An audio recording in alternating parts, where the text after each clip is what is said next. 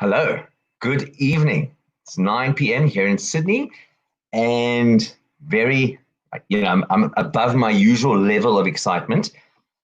And I even have two reasons for being slightly above my usual level of excitement because, um, well, actually, three reasons. Because, first of all, the first one is I'm on YouTube, all right? So I've decided to go live on YouTube.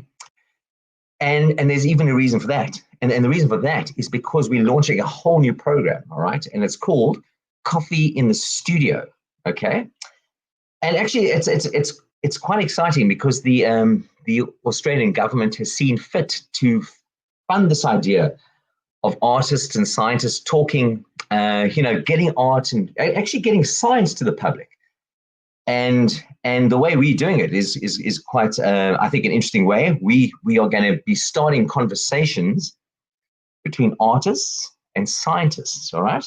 Now, it's an interesting history because a long time ago they were not even considered separate entities. Artists were scientists, scientists were artists. We can think of Michelangelo. To some degree, we can even think of the great Isaac Newton. There are many examples of people. It wasn't such a separate thing, but something happened. Art scientists went up to their ivory towers. It's a well-known phrase. Artists went off and started doing their own thing, developing a jargon. Everyone started developing jargons and languages that nobody could even understand anymore. And they weren't talking to each other. They could barely understand each other. And they certainly had started to lose interest with the general public. Now, I go so far as to say I spoke to an academic artist about a couple of years ago and talking about art and how it engages with the public. And he was quite horrified that I would even care about how art engages with the public. He said to me, did Einstein care about how the public would feel about his results? And I thought, oh, that's a startling thing to say. I didn't think it at the time, but I went away and thought, no, I really do believe firmly that it's a communication. If we're not communicating, we can go as deep as we want and be as esoteric as we want, but I do think at some point it's about communication. And so this is about bringing artists and scientists together. And I mean, if you think about it, if a society is even going to know itself, it needs to have artists talking to science. That's how we know ourselves. I mean, even quite simply put, scientists are of the mind, know our ideas, know our thoughts, and how we feel. Artists are all about feelings. So we need to get together, and that is the mission. That is my singular mission. If I say so myself, I have a singular mission. But tonight, it's really exciting because the other reason I'm very, very excited is because the artist I have joining me in the studio, the first artist, last week you'll remember I had Pavesh Khanna, a scientist. Tonight I've got an artist, and I think this is a very special artist. She's actually starting a residency at CSIRO in our art research laboratory. All right, it's a new thing. But of course, unfortunately, because of COVID, we've had to put that on hold for a bit. And this is kind of the substitute for that for now. But Machiko will be there in practice. Now, Machiko is a very interesting artist. And I say this because most artists traditionally you think of as working in their studios, sweating away, developing ideas, and then coming up with this product. And only when they feel their product has reached a maturity do they then bring it into the world. And it's a scary process. But Machiko and artists like her take it one step further. They've decided that the way to engage is to leave their studios, leave the safety of their studios, and actually go work in the world. Now, that's all good and well. A lot of the time they do that and they go work in a gallery. All right, they perform, they do some sort of performance in a gallery, but it's still safely within that thing called an art space. So it's still, we know it's art. But Machiko, and what I believe is a really important step that I think art is starting to take, is that it's realizing it actually needs to get even out of the gallery and into the world and have conversations directly, ask questions about those spaces. And that, I think, is something Machiko does really well. And she challenges herself. This is not an easy, glib thing. She really thinks, and she, there's curiosity, there's confusion, there's just questioning in a very deep level, and a beautiful presence. So I'm profoundly thrilled to welcome Machiko into the studio right now. I'm going to add you to the stream, Machiko. And welcome. It's such a great pleasure to have you here. I'm just going to start this conversation with a question just to get us going. All right. So. I mean, the question really is, yeah, you have this really interesting and dare I say it, unusual practice. So I'd love to hear about that and what you see art is. What does art mean to you? What could it mean to you? So you can welcome again, and the floor is yours. Oh, thank you. Well, hi, everybody from around the world. I'm not too sure where you are. You could be in space, I suppose. And it's really exciting to be here today. Yeah, it's interesting that you speak about art in this way because I actually know you, Sid, as an artist. From my perspective, the first time I met you, you were at a gallery. The second time I met you, we met at time I met you, you were in your studio with all your artworks around you, and yet you are in science at the same time.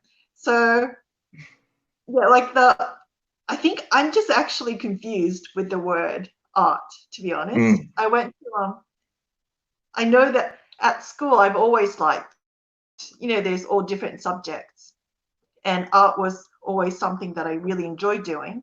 It's not because I didn't like the word science, but I liked the word art. But I just liked making things and drawing and just creating things. And another thing I liked was PE, just using my body and running around. So yeah, like although I've always liked art, I never thought that I would enter the art world or end up being called an artist. It's only now that I finished I graduated from the art school, and when I'm out there in the world, I get asked what my profession is, or I find that it's important to be able to identify myself as something when I'm communicating with other people. So the word keeps popping up, but while I'm using the word, I'm still confused. It's like, who am I? It's true, and I think having the safety of a canvas in an interesting way or a drawing, people are comfortable with if they see you painting on a canvas or drawing, that word artist fits more neatly. It just fits like, oh, you are an artist because you are working on a canvas. But when you go out and deal with the world in a very different way, it starts to mess with the meaning of what it even means to be an artist. Well, the word art, it would help if when the word art is used, it could be explained in more detail. So, you can be an artist who work in the gallery, but I think you can also be an artist at large. So what?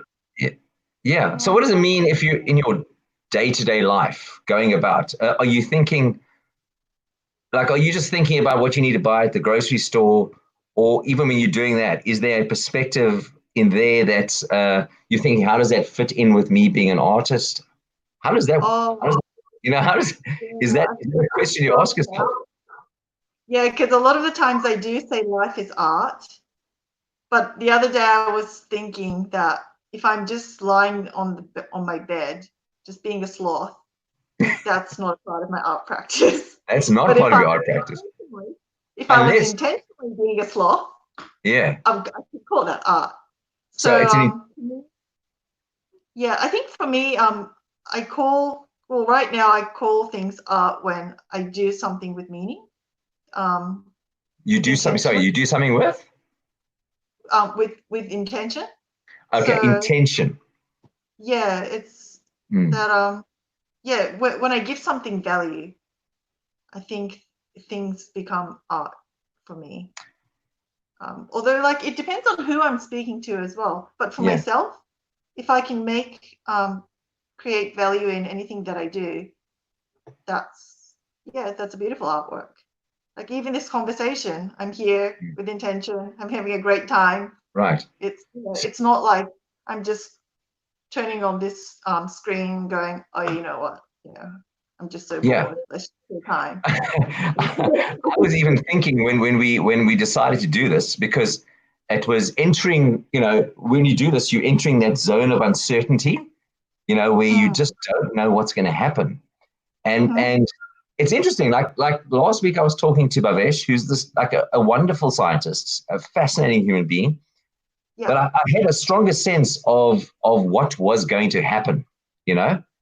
Whereas with Um, you, I didn't know, and the question, uh, I didn't feel uncomfortable. I was nervous, to be honest. I was like, what's going to, but I was more excited. I was more like, and I realized that's part of my practice as well. And I think that's what you also embrace is you go out there, you set yourself up and you, I might be putting words in or ideas in it, but you welcome that uncertainty, that not knowing, you oh, know.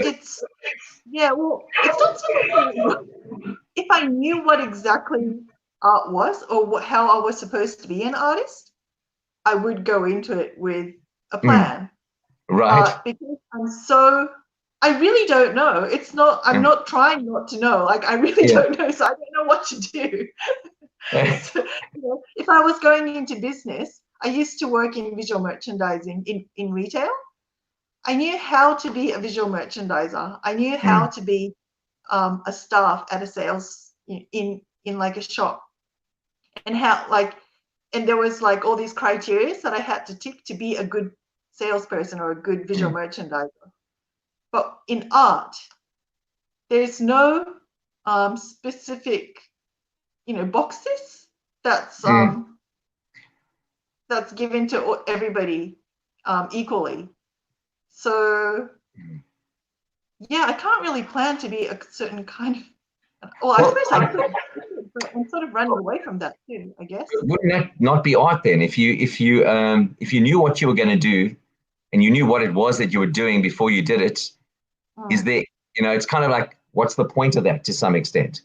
It's like, and that's Yeah. a thing in parallel, I think, with science. If you knew the answer to it's kind of knowing the answer to the question before you've actually before you started. And I think it's happening in science now. People want to know almost what answer you're going to get before they fund you.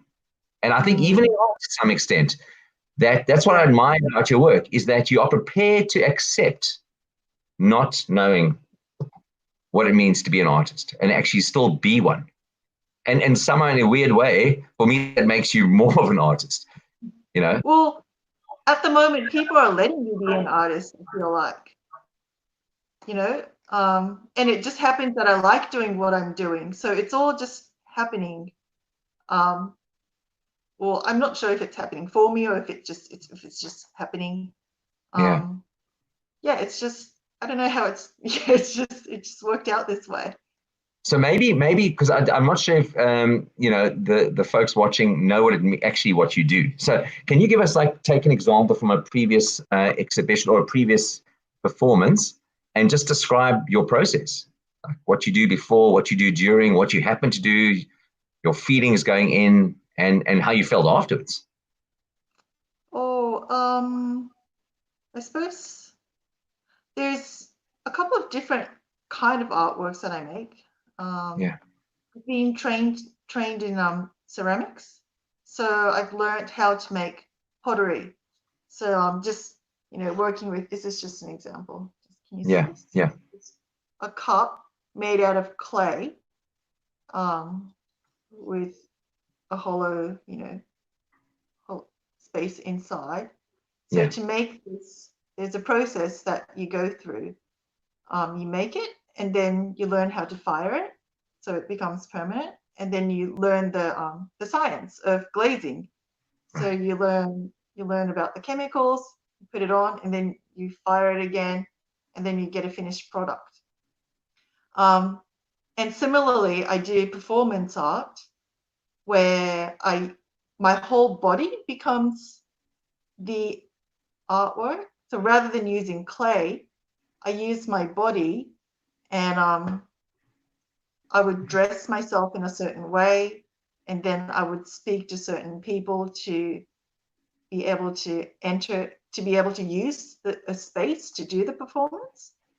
Um, and then, actually, I do have a plan. When I do a performance, I have Hmm. a really specific plan Right. about how I enter the space, how Hmm. long I use the space, and how I exit the space. Usually, it's 1 hour. I usually go in with wearing just black or all white, and then I take off my shoes.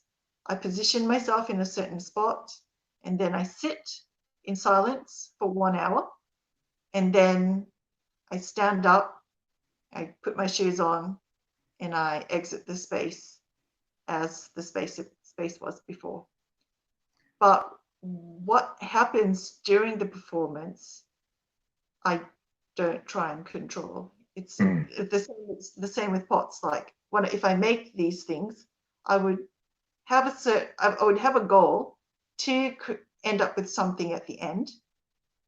But a lot of things happen in the process. The clay might dry too quickly, more quickly than I thought it would, because it was like a hot day, or it could be a windy Mm. day. Um, or I might get into a conversation with friends, and I might forget about my pots, and it might dry up too quickly. Or the glaze, I haven't been trained in chemistry.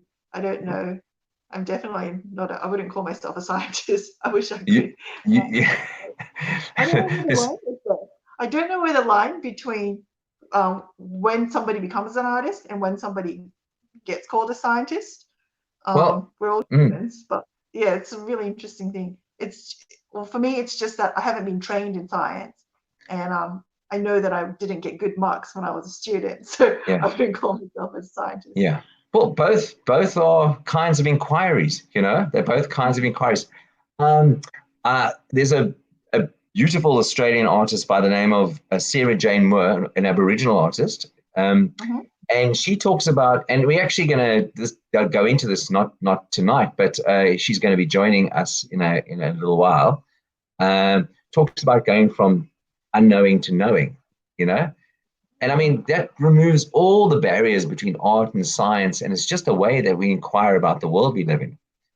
Yeah, So I think that's part of the problem actually, is that we don't know when we're being an artist or when we're being a scientist, and actually, you know, it's it's I think there's just maybe too much specialization, so it feels like it's not about how good you are at maths necessarily, or it's about how you ask questions and how open you are.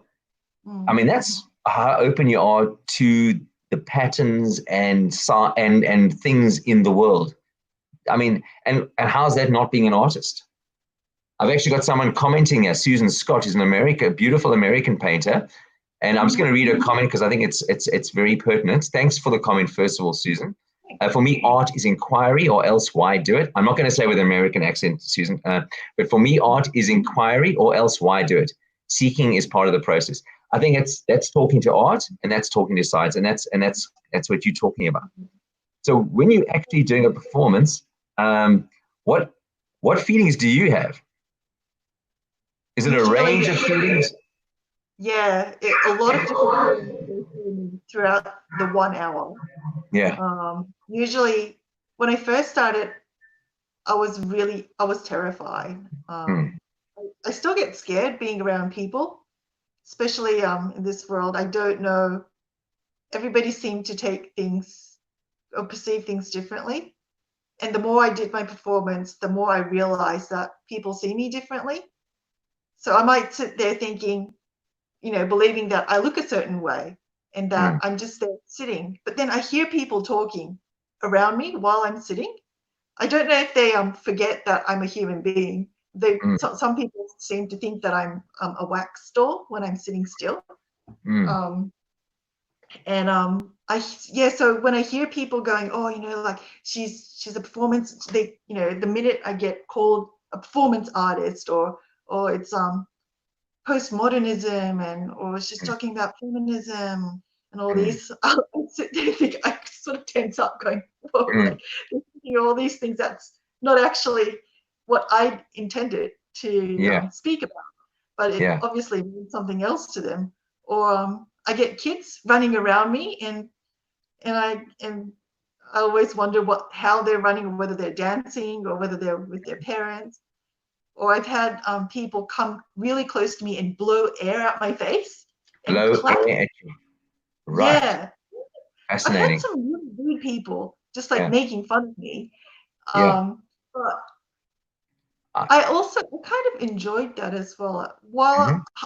part of me was thinking, oh, like that's a little bit rude, but then yeah, it is a bit silly just seeing somebody just sitting in a gallery. You know, if It's I saw somebody just sitting in a space, I would think it's a bit silly. mm, But mm, people who have studied art, people who mm, are who understand performance art, mm, they wouldn't. They don't seem to find it silly at all. They make some, you know, a really deep meaning. They find mm. really deep meaning out of it. So Yeah. yeah, a lot of things go through my head, and I never come to a conclusion. I always come out feeling pretty good though. It's just sort of Yeah. like an intuitive thing going, oh yeah, managed to sit in public for 1 hour, and that And makes I me think, yeah, I think that's a challenge of context, you know? Like again, you can be sitting amongst artists or art historians and they will see one thing. You sit amongst the mm, general public, they'll see something else. You know, it's like that famous story about the violinist, can't remember his name now, but he was playing violin in the New York subway, you know, the world's best violin player, arguably. And no one stopped to listen because he couldn't have been the world's best violin player because he was only in the subway of a railway station, you know? oh, Or if you put yeah, whatever painter you happen to like on the side of the road, no one's going to stop and think, what an amazing painting. Maybe one uh-huh, person will, you know, but most people, it's rubbish. It's therefore uh-huh, rubbish. And it's that again, it's that context. We live in a society where there isn't enough conversation uh-huh, between art and society or science and society. So uh-huh, nobody knows what it means. And when they do have big conversations here, and I'm getting personal about Australia, it's often a very big portrait prize. So it's a very mhm, traditional kind of way of showing art. It's not really, it does, within it, there are some interesting conversations that come out, but it's quite narrow because it's only about portraits. And I think the kind of mm, work you're doing, which is again why, maybe brave is the wrong word, but I mean, why it fascinates me is because you are prepared to do the seemingly, like, I mean, 15 years ago, I would have thought maybe even less. That if not that long, if I'd have seen a person sitting in a circle, and maybe even now, but what's that about? That seems like a complete waste of time. I don't know, but it's yeah, definitely asking. It's asking a question, and it also changes the nature of that space. And so maybe this brings us to this point about, so we're going to work with scientists now, right? We're going to, in a few months' time, go to CSIRO in Linfield and occupy a lab. And in your case, most probably wend your way out of the lab to do some of your work. And it'll be so. What is the kind of work you do? What sort of meaning does it have in a space that's got nothing to do with art whatsoever? I mean, uh-huh, it's such an interesting experiment, and you know, it's one of these experiments that could, like, you know, uh, crash and burn, but it could also be terribly interesting. uh-huh, So, yeah. what is your? I can't I'm wait scared. to meet all Yeah, the time. I know, I know. Can you tell us? Like, I'd love to hear what you think about this idea because, I mean, on some level, I think it's. I can see the necessity of it, but I also think it's completely out there and possibly insane. In the best sense Well, of the word, you know, taking everyone out of their comfort zones, hopefully, uh-huh. and actually asking some really interesting questions, which we don't even know yet. We don't know what the question is yet. Well, I've never been into a science space before, So, so I don't know what to expect. I'm actually really looking forward to meeting everybody there mm, and seeing what they do, like how they come to work. mm, What do they even do in the office or the lab? How do they dress? What do they talk about? It's like I know we're all humans, but the minute somebody's called a scientist, I'm just like, whoa, like what goes through your head, you know? yeah. And So they're going to be thinking exactly the same thing about you. You know, it's just it'll going to be be a very interesting experiment. I mean, I'd love to, if anyone's watching this, and you know, I know I'm very new to YouTube, so we may not have a huge audience yet. We're not PewDiePie yet, but if anybody's watching and would like to post a couple of comments, we'd love to hear from you. So actually, on that note, Machiko, so that's another. I think people in the general public also have a certain preconceived idea about what an artist is, right? So I again, because I came from a science background, I always loved the idea of being an artist, because I imagined you could be like bohemian and you probably drink a lot of coffee, and I've discovered that's true. And you probably, there's this expectation that you should somehow live in isolation up on a hill, or in a garret, I think it was called. You should be struggling or suffering. There's all these stereotypes. Yeah. And so much has transformed in the last while about, I don't know, what is your life like? What is your day? What is the day in the life of how are you an artist? Like, how does that work? Oh, well, yeah, I had that idea of an artist as well growing up. That's exactly probably why I never thought that I would ever be an artist. It was just, I would think of Picasso or Michelangelo. It wasn't me. Yeah. But funnily enough, I do live above a garage. Okay, that's good. That's good. Yeah, it's just like a little box. So what you see here right now is just one corner of a little box that I live in. And so, what do I do in the morning? I get up I do have a routine though. I do like having a routine and taking things seriously. Yeah. I don't like to just, I don't like having the day just go by. There's lots of things that I want to do. So is that about intention? Does that touch on your idea of intention? Yeah, it's whether well, so I get up in the morning and then I usually go for a little quick walk. It could be like sometimes 5 minutes outside around the park, or sometimes I'd be out for 30 minutes, however long that I feel like that morning. And then I come back to my studio and I make my coffee, and then I stretch for about half an hour or an hour, just to get my body ready for the day. And then usually when I have the whole day to myself, I would get my clay, because in the morning I have the most energy. And when I work with clay, I like to stand up and use my whole body to create the shape. Even like something simple like this, I like to stand up and get really involved, like right, from head to toe. So to do that, I need to focus as well. So it's not just my body, but I need like brain as well. I'll do that for about 2 hours, 3 hours. And then I get a bit peckish, so I'll have a bit of a bite. And then I might do a little bit more, or sometimes I get really stiff around the neck. So I'd stretch more and then have lunch. And then before the virus came, I used to go swimming after lunch, or around lunchtime. I used to go to the beach and go for a dive. That used to refresh my brain. But yeah, ever since the COVID, I started walking around a lot. So that I'm not actually making things, but I'm walking with intention. I'm thinking about where my legs are stretching and what's around me, and how the air smells, or whether there's a breeze that day. For some reason, because it's not an object and because I'm not filming it, maybe because it can't become a product to sell, doesn't enter the art.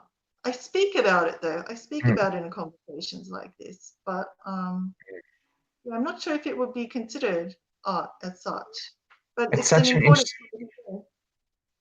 Yeah, I think that's I love that idea, because it's, you're not making anything, but maybe you're leaving a trace. I mean, in some way, art's leaving a trace. It's maybe not a physical, tangible thing, but it's probably also so important to, it's that intention, and it's just broadening the definition of what it might mean to be an art. But again, you see that definition of making something is so loaded, because that's the art market wanting stuff to sell and to commodify. But if we allow that art conversation to be broader, then that changes what it means to make something. I'm gonna, Susan, do you mind if I just read another comment here, because Susan's made another. I'm just going to read this, all right, because I think it touches on what we're talking about. So what Susan says is, art is being as well as doing, right? Being as well as doing, holding a moment, holding a space. It's just what you're talking about. Stillness and awareness. Often people don't know what to do with stillness. I think it's so pertinent to your work, so pertinent. Don't know what to do with stillness. Hence the blowing in your face breaks the spell. They can't handle it. People can't necessarily handle it. That's why, especially now, I mean, we're going through such a transitional time. It feels like, humanity is going through a very transitional time. And we need other ways to experience, to understand our world. So it's actually at times like this, most probably, when artists and scientists are they come into their own, when suddenly these things which might have seemed peculiar in calmer times suddenly take on a very different energy. It changes the energy, it changes the center of gravity. So it makes me, what you do fills me with hope, because it does take a kind of spirit, to go out there and do things that just seem absurd, to be honest, and because they touch on things that we haven't yet reached as a culture. So it's it's embracing those things, and society finds that hard, because it hasn't engaged with it, and to be honest, it likes conformity. Societies, generally speaking, like conformity, and they like conformity because they haven't been able to have conversations like these kinds of conversations, or exposed to ideas that are outside of their comfort zone. Susan, thank you so much for your comment. Yeah. Susan, thank you. It's really about conversation and, or really just about making friends, isn't it? I think about a lot of different things when I'm making. And one thing that comes to mind is that by being called an artist or working in art, I've been able to connect with a lot of different people from different places. When I was working in retail, it tended to be just retail, or people in the building.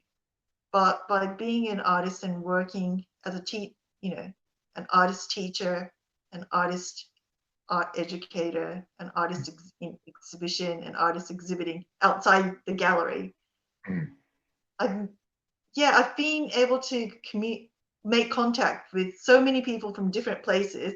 Just, it could be something like, oh, you're doing something so silly, or sometimes people ask me what I'm doing, or sometimes people tell me what I'm doing. But just through those conversations, I feel like I've been, not like, deep friendship, long-term friendship or anything, but I've been able to make so many mini friends all over the place. And to me, that's so valuable. I think so too. Sorry, yeah, I agree. I find that when I do art in public, that's the part I love the most. It's like you're doing something that is not of the ordinary, but if people have and it's quite unusual, because a lot of people just walk past and pretend not to notice you. That's often my experience. But then those few that engage, it's beautiful. I've had some experiences late at night, doing painting on the streets of Sydney, where I've had these real, unusual people who just are of the streets. I don't know where they come from, but they feel like angels to some extent because they just arrive and they start talking, and they do. And you know, I'm a rational being. I'm a scientist, but I believe in angels when I have these kind of experiences because they're really beautiful. They really you feel Yeah, like they're not of the ordinary. They're not going to happen in a coffee shop in the middle of the day. They're going to happen, and art is the trigger for those kind of moments to happen. And taking those, so so art can be triggers, pleasant, but it is. It's well, think of it as a metaphor might be a, you know, making a crystal. You put a little bit of something out there, and it just allows things to grow off of that ordinarily wouldn't have done so. mm. um, So I'm just thinking about science, Sid. If if you did exactly what you do in the lab, or sorry, when I think of science, I know it must be broad, but when I think of scientists, I think of people in the lab with, like, you know, these beakers and pouring different all they colored do, water. So if you took a scientist like that and they went into the gallery and did all that with intention, mhm. that could be a very valuable piece of work, no? Or Well, I would think you you got to keep kill that that? in mind. I think you got to keep that in mind because that is I love intention. So in theory, that would be a very beautiful artwork to watch somebody intently pouring. Uh, I think it's a lovely idea. I think it's, you know, it's the seed of something. And also, if I went into a science lab and mixed my own glaze and put it Mhm. on my vessel, could I become a part of the science world as That's the well? question. Those are the questions. Those are the I questions. would love to learn so much more about chemistry. There's so much in clay. You Mm, know, it's not just an art material, it comes out of the ground. And I know that there's lots happening in there. I just don't have words to describe them. mm, mm, Mm. mm. Yeah, yeah, I just haven't learnt the vocabs, I Yeah, suppose. but you have in fact, it's actually interesting the point you made because a couple of hundred years ago, the chemists of the day, people I think like Lavoisier, and I'm now going to be probably getting my facts wrong, but chemistry was actually less about measurement and more about feel. I mean, chemists used to stick their finger in something and say, ah, that's acid. I probably shouldn't do that again. Or I should add a bit of this to make it less. And this is temperature because it's burning me. This is a property of, so it was very much a sensory experience. And Mm. now science is much more along the line of measurement and using technology to measure. And so they've possibly lost something by losing that sensual aspect, and but gained something by going along a technological route. But art coming to science is a yes. And that, you see, you've already asked a very profound question to scientists that they will inquire as to what it means to be what their science means, given what you just said. So that we got to get this residency started. We got to get there. I can't wait. I can't wait. I'm starting to wonder if we're all about the same thing at the end. We're just called different things, you Maybe, know. maybe. That's what we Maybe. will find out, possibly. That's all we'll find out. I Mm. think it's been 40 minutes. I'm gonna wrap it up now. Is there anything else you'd like to add? No, not really. Okay. That was fun. Thank you. Well, Thanks for the Machiko, opportunity. it was so amazing to talk to you, and I always enjoy hanging out with you. So this has been that, and we will speak soon. And thank you so much to everyone who's joined us. Yeah, I thank think these you. are really important conversations. Like I really do. I wouldn't just say that. So for me, it's about getting people who aren't ordinarily necessarily that involved with art or science to actually get involved, because that's what it's all about. That is really what it's all about. It's about demystifying, but also keeping the mystery alive. It's this kind of backwards and forwards. And Machiko, I love what you do. I really do. I have a huge amount of respect for what you do.